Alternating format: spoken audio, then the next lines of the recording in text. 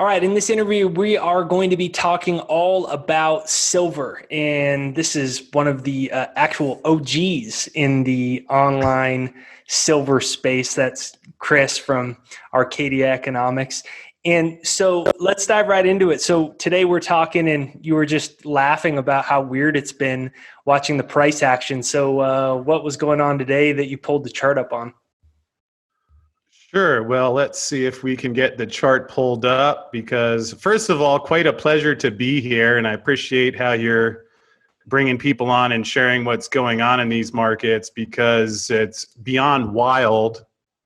And for anyone who may be hearing of me the first time, just a note about my background. I was trading equity options back in New York on the New York Stock Exchange, running a specialist post, studying gold and silver. And there were just parts of it that never made sense. So I've spent the past decade digging into this. And here's perhaps a great example that happened pretty recently in people's minds. You see, Jake, the red line right where that begins, that's the open in the Far East last night. So silver is 25, 70-ish, 80-ish here. Shoots up about $1 in a couple of hours, then is up to almost 27.50, and then this is interesting, and let's call that, you see the time down here, so from maybe 1:30 until 5:30 in the morning, you see silver drop $2.50 on no news. Then it rebounds $1 in let's call that a half hour. I mean, this might be almost as wild as the magic bullet that killed Kennedy and all the other people in the car. And for people that are wondering why this happens, no, the supply and demand of silver was not changing rapidly. Interesting, you can see the same pattern exactly in gold. This is the effects of when you have markets that are dominated by algorithms and high-frequency trading vehicles where it's almost like some form of Terminator 2 where the machines have taken over. And especially, let's say you were working for a bank that, well, maybe running internally a hedge fund, which was my experience when I went to Wharton's MBA program and saw where the banks came and recruited and what they actually are advertising. But one of these banks is acting internally as a hedge fund, but also running a client book so they know where the stops are. They know what the momentum funds and the technical levels they're looking at. Certainly can lead to a lot of area for manipulation, which sure enough, we saw JP Morgan just fined $920 million. Bank of Nova Scotia, Deutsche Bank.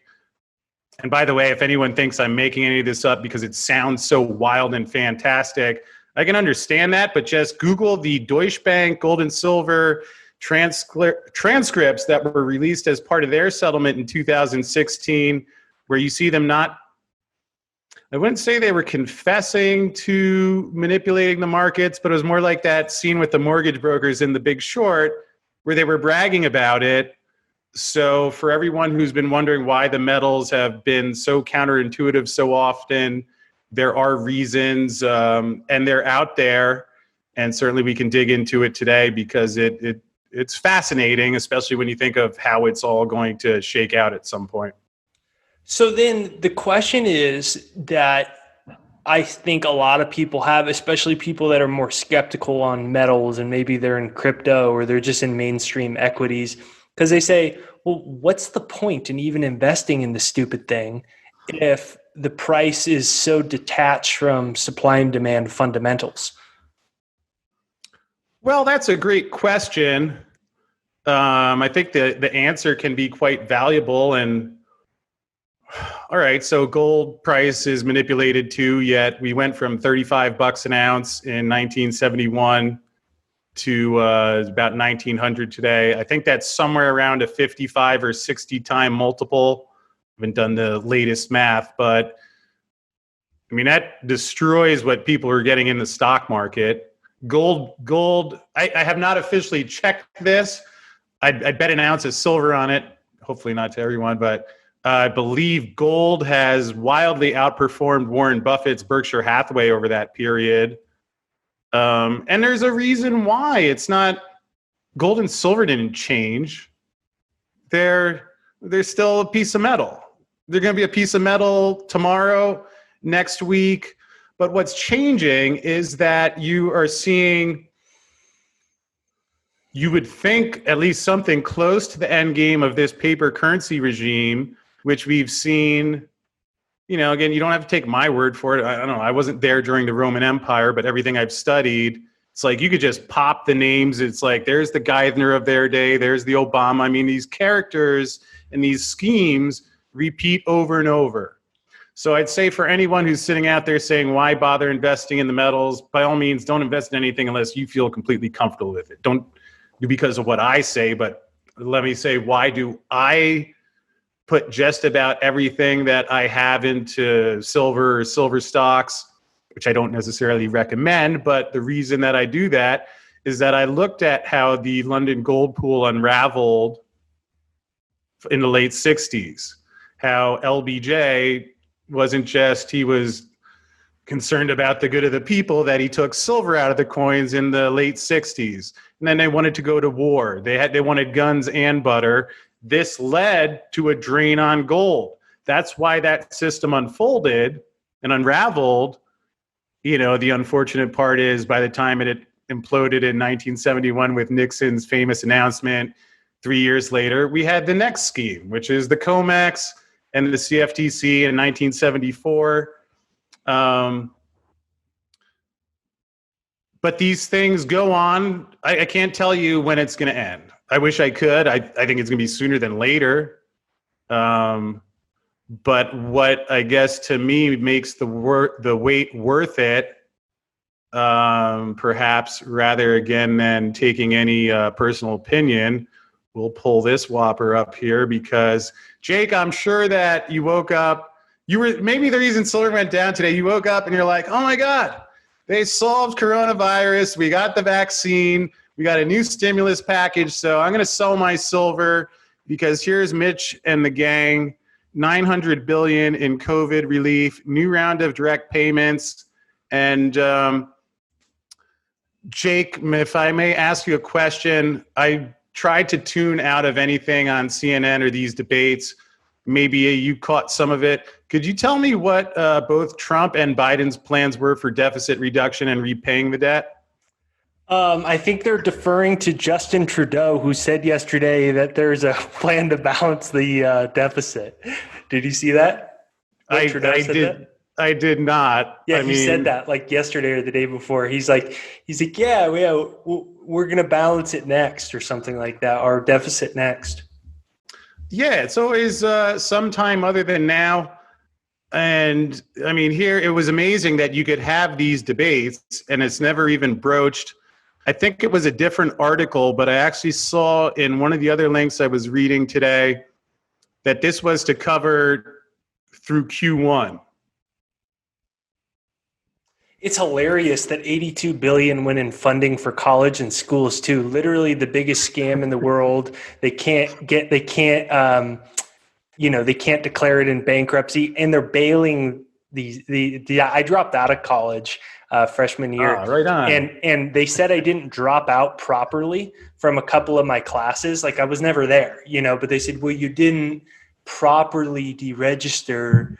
And they took me to collections, or they tried to.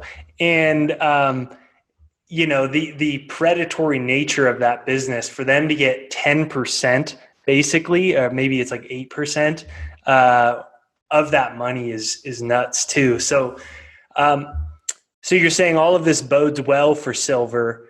And I ask you about silver because I don't even own a gold stock actually. And I own physical gold, no gold stocks, physical silver and silver stocks. But that's like the $1 million question in the set. And I'm newer to this industry than you are, but you've been around for a while and you've seen all the comments and questions. And in spite of what's happening right now in the world, seemingly all the macro fundamentals lining up for silver and gold, it's such a hated thing still. And at the core, it's why would I invest in this if it's manipulated like that? If there's 1,000 paper contracts for 1 ounce of silver, or whatever it is, what's the point? Like, why don't I just go invest my money in Tesla or something else? Well, my hope is that we get an ending very similar to The Big Short. Because when you're doing fundamental stuff or fundamental trades or ideas, and especially when you have bubbles involved, there's that famous saying, like, the bubble can stay intact longer than you can stay solvent. The timing, I mean, I have a show where I bring people on every night talking about silver. No one claims to know, or some people claim to know the timing. I usually find that's dangerous when they do. But I mean, if you think, gee, I wish that would have been great if I had realized the mortgages were going to implode and had known that in advance and traded appropriately. I mean, in terms of if you have the patience to wait for something like that, at least everything that I've been able to figure out, or anyone that I've been able to talk to that makes any sense, I mean, the conditions are set for that to happen with the metals, because that $900 billion that they just spent today, which, and I'm guessing it's going to be a couple bucks more than $900 billion. How they're going to pay for that? Oh, that's right. They're going to print that, and they said that that's to last through the first quarter. So are we at 900 billion plus per quarter now? So at some point, I expect something similar to the unraveling of the London gold pool, because tacked on, while you see this happening and days where the price is down, $2.50, the same time I have a bullion dealer who comes on my show every week. A couple of weeks ago, I asked him, can you give me some numbers of the last week, how many people were buying versus selling? He said he had 231 orders and 4 were sells. And in 2008, you had Lehman collapse too. But Bear Stearns collapses in March of 2008, right? Bart Chilton, who's running the CFTC's investigation into silver manipulation, confirms JP Morgan took over their position. It was over the position limits. It was so big, they were given a temporary waiver. It's in the midst of banks failing. Then largest investment bank had just failed. Massive interest rate cuts. Silver was up at $21, and then within days of that deal, it starts plummeting throughout 2008. Banks failing, funds failing, Lehman fails. And at the time where I would suggest people were buying silver and the reasons that they buy silver were actually unfolding, you see silver drop from 21 to 9. And on top of that, I mean, we'll throw in the Jinsu knife. There was a physical shortage of the metal to the degree that many bullion dealers could not get product, not just in the US, but around the globe. And here's people are buying silver, banks are melting down, yet the price goes down more than 50%. You would think there'd be silver everywhere, but there's a physical shortage. And then a couple of years later, silver was at $50. These are not unconnected. When you sell something you don't have and lever it up, I don't know what the exact number is, but actually I'll show you something that will put some of this in context. Here is today's chart. So what do you think finally made it so that the price broke through during that last run? You said it dropped all the way to like $8 or something, and then it spiked up to 50, and that's right, the all-time highs. What sparked that then? If they had the same hold over the market, what caused that to happen? Well, I mean, it's like you can manipulate things, but without alchemy, there's still some laws like gravity or nature that is why these things can go on and they can get incredibly out of line.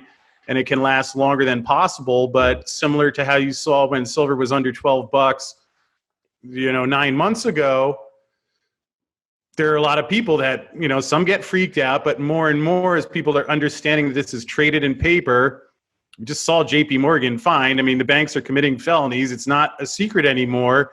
So the Achilles to it is that if one day you have enough people show up, say, I want my metal, and it's not there. You're like, well, I have my COMEX contract. I want it. Well, it's not there. Now, there's a lot of debate. I think that's inevitable in some form, whether it's a COMEX failure or whatever, however the mechanics play out. I know there's some people who disagree with that, so I'll throw that in all fairness. Yet, I mean, when you look at even the amount of metal allegedly going into SLV, or even forget all of that. Just look at what's happening in the world where now today, the US government, $900 billion, they're already $27 trillion in debt. So it's not like they can pay for it. They're going to print it. And when that runs out, they're going to print more after that. But you just basically think that the macro fundamentals are so in favor that the buying pressure at a time like this will just make it too much of a snowball to keep the price down? Yes. Whether there's a failure in COMEX or not, you think there's just more buying pressure than there is constraints on the price. Well, to be clear, let's say that there will be increasingly more buying pressure because I think the Fed's Ponzi scheme is just, you had the elephant in the room. And you're like, oh, I don't see anything there. Then you start peeing on everyone, and you're like, it's what do you watch Jerome Powell on 60 Minutes a couple months ago? Like I think anyone who does any sort of gold and silver related business, you should just get rights to that and put that as your homepage.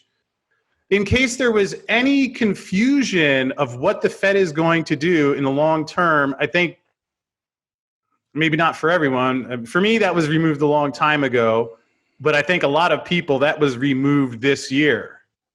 Okay, 0% interest rates till forever, unended QE. I mean, it's been a couple months since their last QE package, so I can only imagine when that's coming. Now Janet Yellen's in the White House. So I think people are getting this because, people like you have a channel and they're getting something different than that Wall Street mind control. Pretty interesting when you look at how earnings works, right? The company had $1.50 per share in earnings. Is that good or bad? Well, if the expectation was $1, then everyone's thrilled. The expectation was $2 and you missed. So if you're the person that sets the expectations or you have the ability to influence that, look at how the Fed sets expectations. They call it policy. I call it bond market manipulation. But the Fed doesn't like that savers don't want to give up their capital for a negative return. So they're just going to print money to change the yield. And you call that policy? I mean, you can sew Scooby-Doo costumes and make it as theatrical and silly and stupid as you want. But I mean, these things, there was a reason the housing bubble collapsed when it did. There's a reason that these things happen the way they do. And I would say the pressure on gold and silver, that beach ball has been stuffed pretty far underwater. What makes this different than 2016? I think in 2016, you still had people being more easily conned by the illusion that the Fed was going to tighten. Got it. That's a big part of it because, I mean, all right, I can sit here and talk about the fundamental reasons for silver, yet in trading, it's great when you know something, but investing and trading, you're waiting for the rest of the world to realize what you know. And if you're right, then it can go well. As we saw in The Big Short, they knew the mortgages were overvalued, but until it broke, that's when you get paid off on your trade. I mean, there's certainly a lot suggesting that, but again, for people who don't know about manipulation, leave all that aside. But just look at just more trust in the financial system then, huh? Or in the overall system at large. To me, the downside of silver is that Donald Trump or Joe Biden or Nancy Pelosi and McConnell get together and say, wow, that's a lot of debt. We should do something about that. And hey, the Fed's just monetizing this directly. We better turn them around. If that happens, then yeah, maybe silver goes down over a longer term. But you said, why is it different than 2016? See, then you could still lie to people, not you. The Fed would still lie to people, say we're going to tighten. But you saw in 2018 why it's impossible. Mm-hmm. Remember how they were tightening? They got up to the whopping, monstrous return of 2.5%, slightly above their inflation mandate, which now is higher. So even then was like still probably getting a negative yield. And the stock market started melting down. What Ben Bernanke didn't include in his Washington Post op-ed in October of 2010, before he conned the world into accepting QE2 as the, holy grail, and he wrote about the virtuous effect of lowering interest rates. I think he even said something like providing people with the feeling of wealth, which is kind of like... I did read that. I was like, what the hell? I remember, and it was, you almost said it exactly. It was like, he was talking about building the wealth bubble or the wealth effect bubble. And he said to make people feel like it. Yeah, isn't that kind of similar to if you give, people a credit card and, they max that out and they feel wealthy. I mean, I don't know that I would say that's good. What he left out, though, and here we go. I've pulled it up, I think. That in that paragraph that I'm glad you read. Okay, I found it. When you said that, I was like, I remember reading that.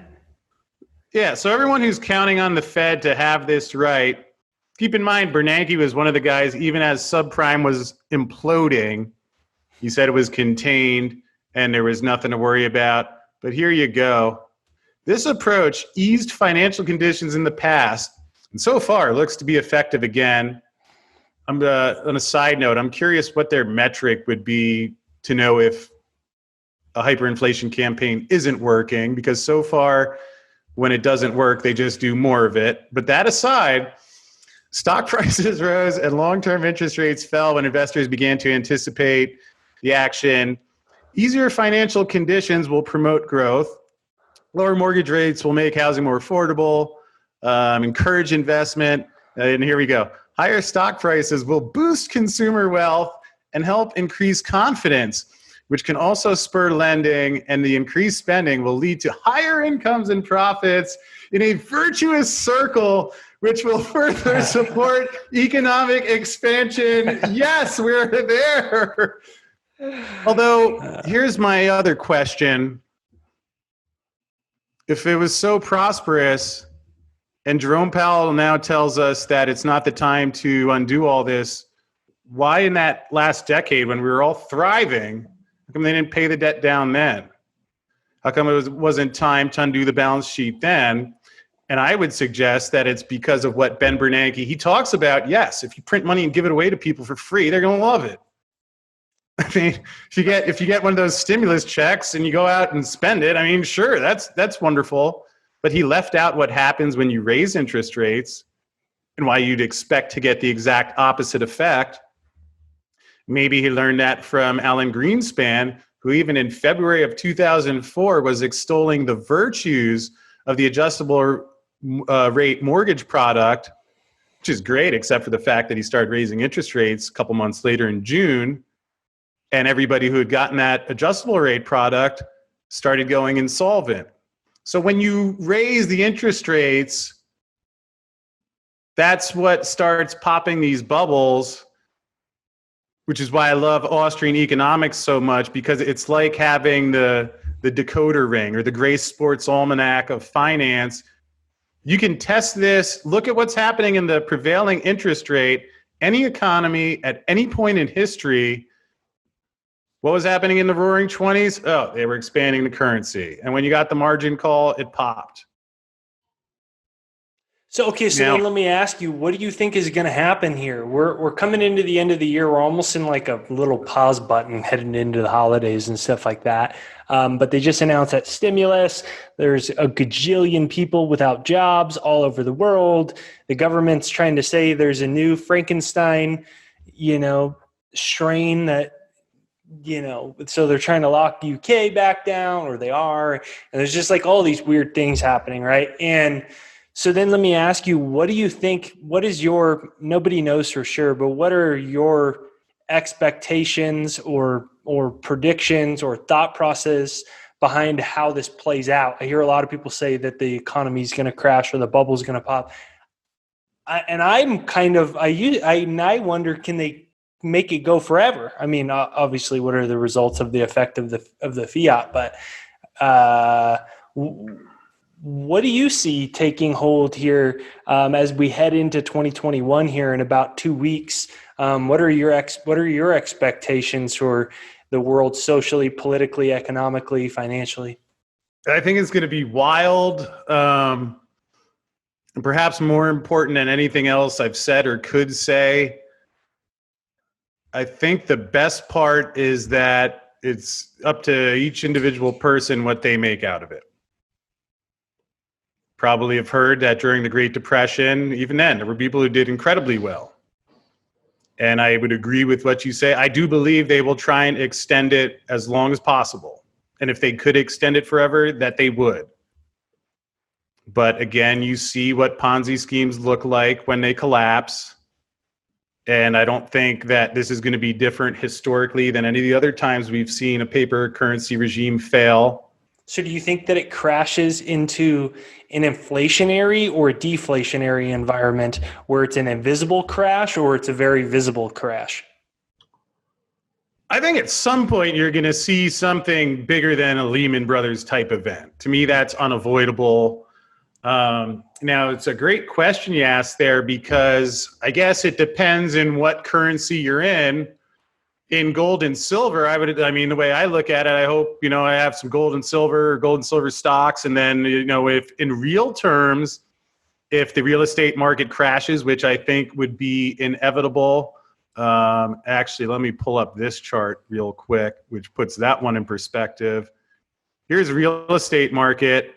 There is your 2007 level of 380.34. As you can see, we're well in excess of that at 465. Again, I'm not too familiar with this index, but I think you find a theme here from 1990. It's about tripled. Now, at the same time, what makes things a bit more complex is that, yes, I think the stock market is a bubble fueled by a lot of Fed printing. Just look at the chart. In fact, look at, Jake, you remember how the Fed was doing those swap lines last year? They started in September. Mm-hmm. And I think it's even more now, but I remember as of a couple months ago when Tesla was up at $2,000, it'd been $200 when the Fed started those. So it was a 10x in like a year, and now it's even bigger with their split. But when you combine in what we talked about earlier with the Fed, my expectation, which is not a guarantee, I don't think that we will ever see the stock market bubble pop in nominal terms. Yeah, me neither. That makes sense? I agree. That's what I think. That's my personal opinion. It's like and explain what that means, nominal versus real. So you mean basically maybe the prices keep going up, but then it's an inflationary. The number of the price, the Dow Jones at 30,000 or whatever it is. Because it's like, someone explained to me how you could see the stock market go down 1 or 2% in a day, and you wouldn't have Jerome Powell running in his pajamas to get out there to launch some new money printing program. Right. That's what I think. I don't foresee I foresee there being some more flash crashes as they greaten this wealth transfer, right? The flash crashes are important to keep, to turn this into a global communist regime. You got to buy everything up and make everybody poor. And, once obviously so many of the homeowners are older folks that are retiring sooner, there's the pension crisis, 401k crisis, then you hear about the Great Reset and nobody owning anything. And so maybe you've got to have a housing crash when the boomers need to sell their house or are dying or whatever. And then that's when BlackRock comes in, and pretty soon 90% of all real estate organically is now owned by, this global communist regime, because a crash in the market happened and we had to help everybody by making sure they got out with a little. So then we, stole everyone's houses. That's kind of like what I think. What do you think about that? Yeah. And I mean, it's, on one hand, I don't know. I mean, maybe you could say it's unfortunate that banks do this or that. Although I don't know, maybe if we take a step back in life, maybe there's always been good and people who do things in a way that isn't right. And again, that's why I say the more that we decide how we deal with these things and accept what is and prepare around that, I think gives incredible power. I mean, I don't know, I left Wall Street in 2012. And in between then and now, it's been quite a journey starting a business. But my goal was, all right, here's what I see happening. And now, we're doing a show or a book or medals or whatever, things are good now. But I designed what I'm doing around where I see the world going. So even if someone doesn't have money to buy gold or silver, you don't have to, but just what you're learning and understanding, there's incredible need out there in this world. I mean, and it's interesting. Maybe a good example, people wonder, all right, if we have the dollar crashes, everybody be starving because we don't have food. Now, I would say we did have not a dollar crash, but we did have something that, maybe in that magnitude with Corona this year, and food did still keep getting there. But let's say for a second, suppliers got blown out, distribution lines got blown out. Well, gee, if you have like half the country unemployed, I mean, you can still grow food. I mean, there's some, I think our human nature is born to be creative and figure things out.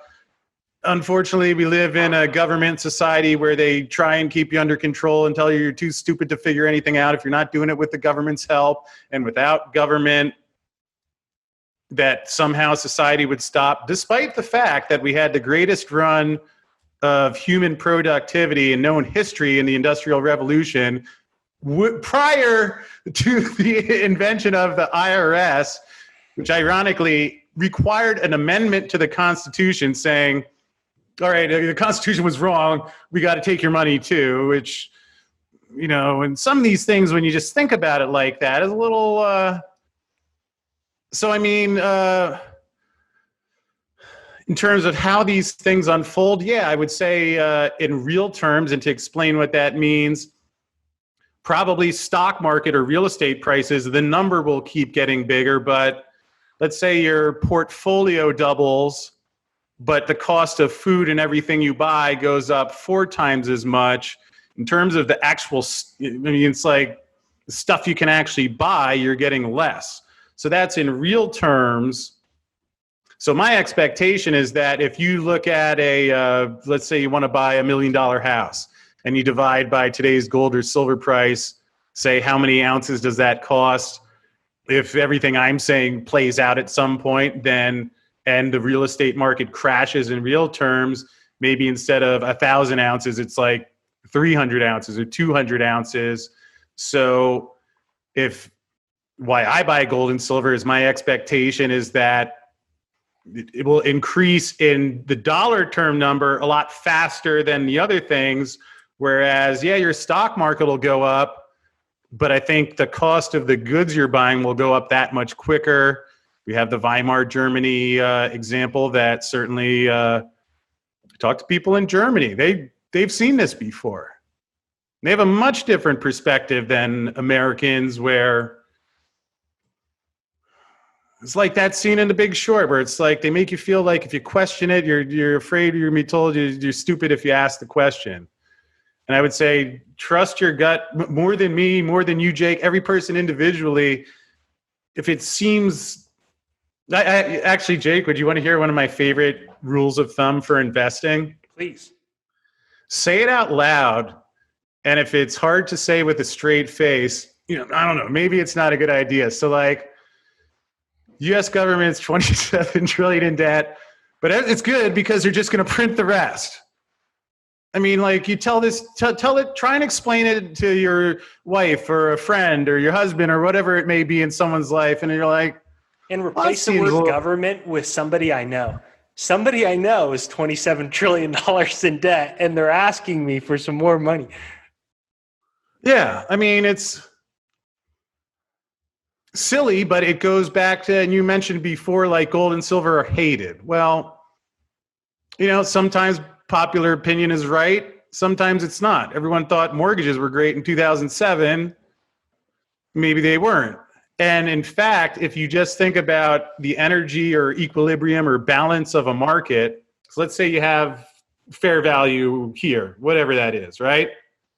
So if everybody decides they just don't like it, because Warren Buffett says it's a door stopper or, you know, put it in your swimming pool, and then goes out and buys Barrick Gold, which is confusing to me. But if everybody thinks it's stupid, or you could probably run, I'd actually love to back test this. If there was a way to take a poll at various points in time and just buy whatever people hate the most and sell whatever, like these tech stocks that everyone's like, oh, no, it's going to change the world, and I'm not saying they're not changing the world, but to the degree that there's earnings involved, I like the gold stocks because at $1,900 gold, they're making a fortune. And the silver stocks is my bet on, I mean, silver is still half of what it was in 1980. I think our debt was like 500 billion or something. It was like under a trillion. So if anyone looks at the chart of gold and they say that's, you know, they think that's going parabolic. I mean, pull up the, here's the chart of the Fed's balance sheet. You want to talk about things going parabolic? There. I mean, and despite Ben Bernanke, who's initiated the greatest hyperinflation campaign in history, it says in a congressional testimony that he doesn't understand gold and he doesn't know anybody who does either. And then just as a kicker on that one, the best is like at the end, the congressmen, they chuckle at it. They're like, thank you, Mr. Chairman. So wait, the dollar was pegged to gold for the first almost 200 years of the country. But the guy who's took the balance sheet from 900 billion to about, I don't know, wherever it was when he left, but set the precedent where now that's gone vertical, doesn't even know that the dollar was backed by gold, doesn't understand that. He didn't watch your channel. I heard your interview with Rick Rule. Sounds like you guys understand gold. Why didn't he take the time to do that? It's going to affect billions of people around the world. He says that, well, we have to keep the mortgage market up. Well, that's great if you own a house or 10 houses. What about if someone's graduated from college, which now requires a mortgage of its own? And yet, even after they can't find a way to indoctrinate some kids with Keynesian economic education at $50,000 or $60,000 or $70,000 a year. So now we're going to print more money. We're going to increase this number to make sure. And again, I'm not saying the Wharton thing to brag. I mean, I wish I had saved the receipt and could return it. It was a colossal waste of time because I went there and learned, hey, if you want to get a job in trading, sit through Jeremy Siegel's class and learn when the market's weak, we print money. Because if you want to get to the higher levels of one of these institutions, you don't do it by talking about gold and silver. But here's the balance sheet. It's not, I didn't make up this chart. These aren't my opinion. This is just after watching through this, sitting there and saying to the people who are working around me, like, gee, this seems a little odd. And it took like a year after I started watching Peter Schiff videos. It took like a year to sink in because I would go, again, I'm like, listen to this stuff when I go home. Then I'm going back to the trading floor. And like I would mention it to people around me and it would be like, yeah, well, that stuff doesn't happen here in the US. I remember the day my boss told me that. It was like a year after I'd been into this. That was when I was like, holy shit, maybe I'm right about this. And so I think the challenge, it's not the numbers. You don't need a PhD or a CFA to calculate this. I mean, you can just go to here, we'll pull up the debt clock. It's probably, just went up 1 million since I pulled it up. Here, look at that dollar to silver ratio, defined as basically how much silver is coming out of the ground this year and how much money is being printed. This year, we're running a nice $4,451 per ounce rate. But get your gold now before. I did a video last week where in the morning I was looking it up. I was writing the titles like dollar to gold ratio. It was 33,889. By the time I hit the record button, it was up $1. Now it's up, I don't know, almost another $100 since then. And keep in mind, they just approved, so we can tack another 900 billion onto that, given today's announcement here. So now, in terms, so you can make that, it's really 28.4. And I mean, I'm not smart enough to do the math to calculate how much that's going to juice up this one. So I can't tell people when this will be resolved. I fully believe that it will be resolved in my lifetime. I think sooner than later. But again, what I might pass along, certainly I've been there where I wake up, see the days where the price is smashed, and I used to get ticked off and JP Morgan this, or, and I get it. Yet I think if the most valuable thing that I've done personally this year, I mean, it was a little trickier while I was building a business and one point even going into debt to do so. But now and for anyone who's still working, hopefully, or has a business or an income, you can structure things so you don't have to care. Gold price goes up, silver price goes up. I'm glad I'm building a position again after I've gotten my business working. Great. It's like you're not upset when you went to the Black Friday sale. You're like, oh my God, I wanted to get my friend this really cool present, but they had a 50% off. If you can, and maybe that's, but rather than worry about getting too complicated, just get that part down, and then it doesn't matter, and you can be great. Or if it's not, maybe you've been laid off with COVID going on. Reach out to the people that in the gold and silver industry that come on the shows. If there's someone that resonates, email these people. A lot of them are really good people with businesses like these mining companies. I think that's one of the true silver linings, if I may, of this whole thing, where especially these gold companies at the $1,900 gold, they're doing really well. So it's nice to see that the insurance plan, all right, maybe we thought it was going to happen 2010 or 2011. It took a decade longer. I can't control that, but I can control, and this is the same with any market. It doesn't have to be gold and silver, but prices are, humans, they go in manias, and it's going to be too high sometimes. It's going to be too low sometimes. But I've been listening to a lot of those Market Wizards books where they interview great successful traders. They all say the same thing. You find stuff that's overvalued in the long term, overvalued, undervalued. You buy it or sell it, you leave it. And in the long term, the most successful traders I've read about, I've met, talked to, seen on TV, they all say the same thing. Sometimes I think maybe the Wall Street, let's trade, market make for nickels. Maybe that's like the immature thing we do in our 20s and 30s, and then hopefully realize there's more to life than doing that. However you want to look at it, that's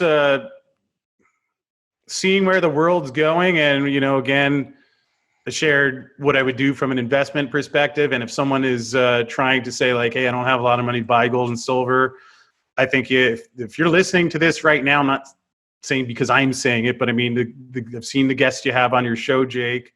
People are listening to that. I would say if there's people, look at those companies. If someone's trying to find work, and if you're listening to this stuff and you find it interesting, a lot of these companies are doing well and they want to expand. I mean, so that's to me, perhaps more valuable than even having gold or silver. And I guess I can say, I'm not just saying that. That's what I lived the last decade. And there were times where it was stressful or didn't know, but I think when you hear that, that's the advantage of if you, whatever it is you care about or you believe in, and you find a way to share that, and that's what helps get through some of the challenges, and hopefully that can be helpful to some folks listening. Yeah, that's beautiful. Yeah, I think that's we've been about an hour, and generally it drops off. So instead of turning them into 2 hours, we'll just come on and talk more about that. I think that's a great way to end, and something that I talk a lot about, and something that changed my life was having a business. And I think that especially when you don't have tons of money, it's easy to think that your investment in silver or gold or mining stocks or Bitcoin or some special tech stock, like that's going to get you rich, but you have a nominal amount of capital. And, the truth is the gold and silver, I believe they're money, but a business is a wealth creation vehicle. And it's something we talk a lot about on this channel. So I think that's a fantastic way to end, and for everyone to consider. And that was an idea I had never heard of, which was, if you're looking for an additional stream of income, these companies are flush with capital. Maybe they need someone. I mean, most of these companies have archaic marketing departments, and say maybe there's a young person listening that can help spruce these companies up, because they might have the worst marketing out of any investment industry I've ever seen in my entire life. So I trying to be careful the way I phrase it, but yes, it's like a lot of them, and there's like some of them are geologists, so that's not their strong suit. But like you said, anywhere, and whether it's gold or silver or anything else, if you see something where it's like, man, there's a better way to do this, I think what's going to happen is going to force all of us out of this mind that we're going to go work for a corporation, slave away 9 to 5 until we're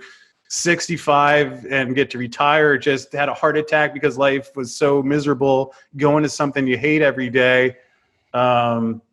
It doesn't have to be that way. I think what's happening with the dollar is forcing people out of that, which I think the people who are able to embrace that, let go of what they thought growing up, and say like, all right, we're here now. This is what they're doing. Hey, here's where they're screwing up. Here's something I can add and run with that. That's, I think, something that works in any industry, in any time, in any generation. And anyway, it's just thanks for talking about it today. It's fun stuff.